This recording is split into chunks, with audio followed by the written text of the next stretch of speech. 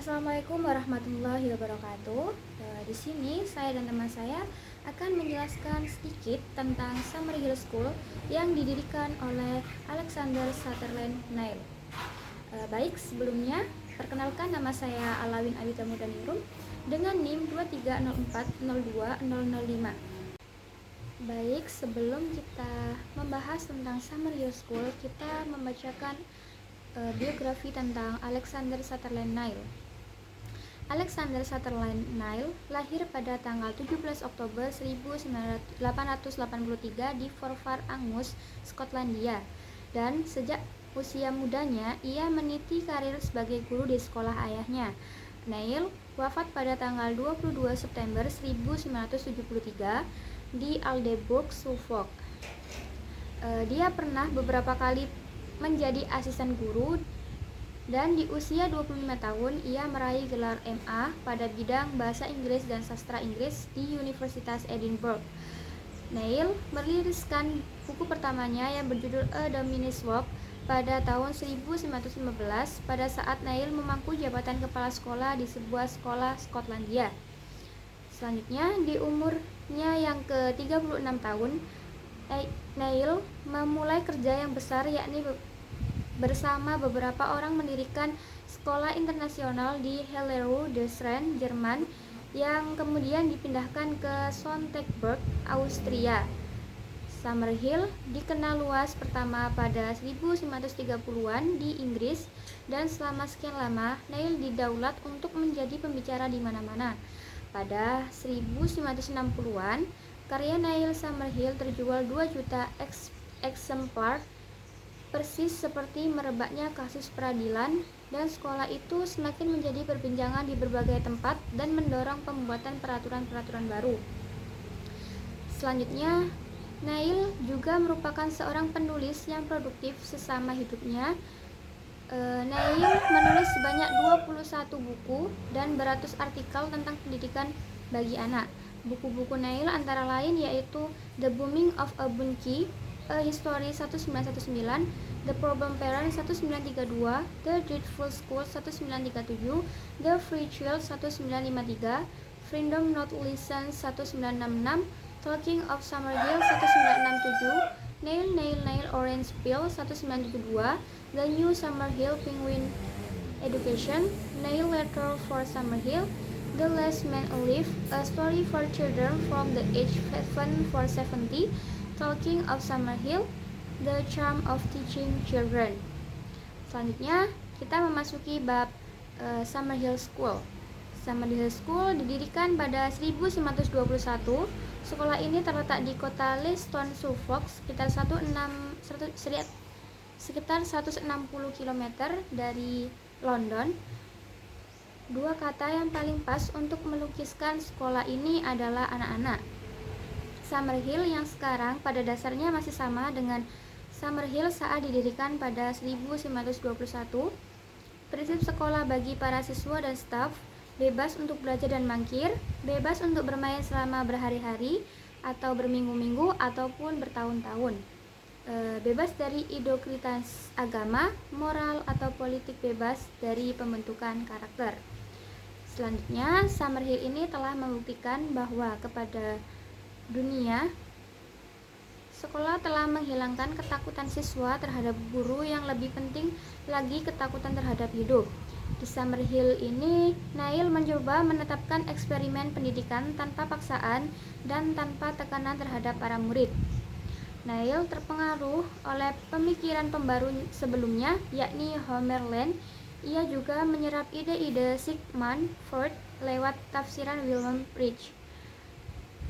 Selanjutnya, Neill percaya bahwa anak-anak sesungguhnya cenderung baik, maka di Summerhill derajat guru dan para siswa sejajar. Wewenangnya pun sama besar. Sekolah itu dijalankan menurut prinsip pemerintah sendiri yang demokratis, yang mana sang pendiri juga hanya memiliki satu suara dalam tiap musyawarah, mau masuk atau tidak. Terserah anak, tidak ada ulangan, tes dan ujian, tidak ada rapot dan nilai. Anak-anak tidak terlalu disiapkan untuk lolos UMPT. Dan banyak juga yang meniru sekolah Summerhill selama dasawarsa 1960-an, Sebagian besar dari mereka kini sudah mati tanpa suara. Sementara paguyuban Summerhill yang didirikan untuk mendorong pertumbuhan gagasan-gagasan Nile belakangan ini agak pingsan, namun Alexander Sutherland Nile sendiri tetap dikenang sebagai tokoh pembaru yang kalaupun tidak dalam praktik teorinya jempolan.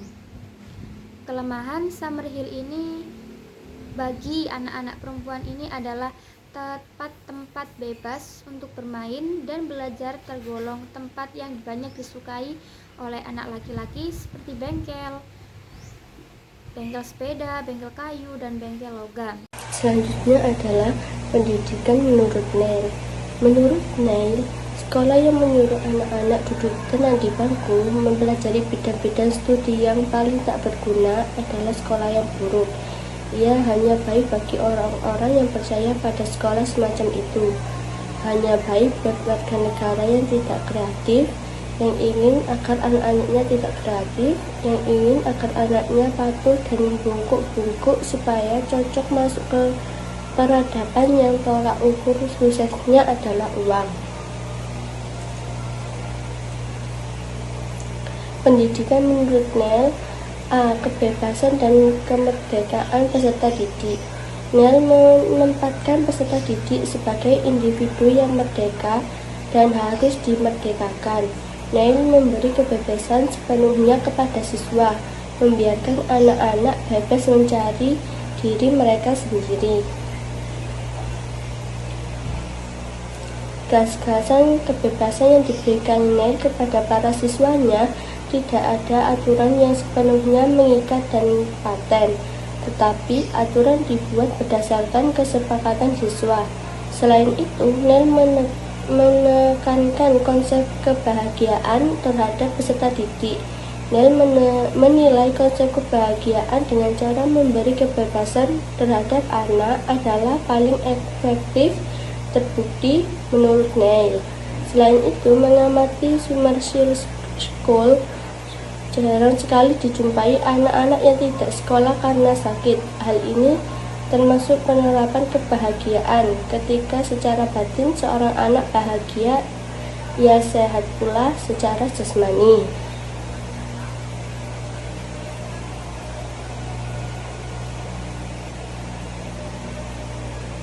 Selanjutnya, hubungan siswa dan guru. Bagi Neil, jurang pemisah antara guru dengan siswa diciptakan oleh guru, bukan oleh siswa. Gagasan pendidikan yang dipraktikkan oleh Neil melakukan Summerhill tidak ada jurang pemisah antara guru dan siswa, juga antara guru, siswa, dan staf. Sebab bagi Neil, apa yang dimakan oleh siswa sama juga yang dimakan oleh guru dan staf. C. Anak dan masalahnya. Banyak psikolog mempercaya bahwa anak lahir dalam keadaan polos, tidak baik juga tidak pula jahat, tetapi membawa kecenderungan pada kejahatan dan kebaikan. Neil tidak percaya adanya insting kejahatan dan kecenderungan anak pada kejahatan. Kejahatan yang tampak pada diri anak sebenarnya merupakan cinta yang salah arah.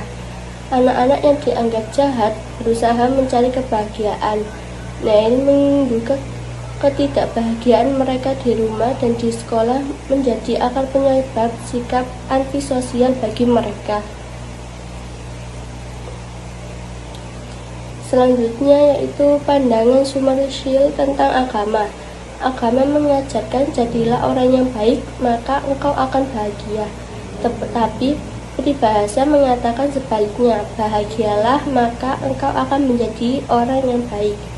Dalam mengelola Summerhill selama 45 tahun membuat Neil lebih meyakini kebenaran peribahasa. Kebahagiaan adalah hak semua anak. Jahatlah jika bila memberi anak hidup yang keras dan alasan mempersiapkan mereka menghadapi masa depan yang mungkin juga keras. Menurut Neil, iman dan agama bersifat geografis. Seandainya Neil lahir di Arab, ia akan memeluk agama Islam yang melarangnya meminum alkohol, membolehkannya memiliki 3 istri, atau ia lahir di Huldin Ardania yang bisa menjadi guru yang sadis di sekolah Katolik. Kenyataannya, Neil lahir di Skotlandia yang Calvinis dan didik dengan ajaran agama Calvinis dan yang anti kehidupan dunia. Namun kebahagiaan orang menerima agama asal mereka. Siswa-siswi Summersil boleh dibilang hidup tanpa agama formal. Jadi kesimpulannya adalah Neil tergolong pemikiran pendidikan yang revolusioner. Jika beberapa filsuf hanya menawarkan pemikirannya melalui kertas dan tinta atau sekedar mengkritik iklim pendidikan di sekitarnya, Neil mencoba menerobos itu semua dengan menerapkan gagasan yang ia buat dipraktikkan dalam Summersil School. Awalnya hanya percobaan, tetapi pada akhirnya gagasan menjadi percontohan bagi sekolah-sekolah lainnya. Sekian dari kami. Wassalamualaikum warahmatullahi wabarakatuh.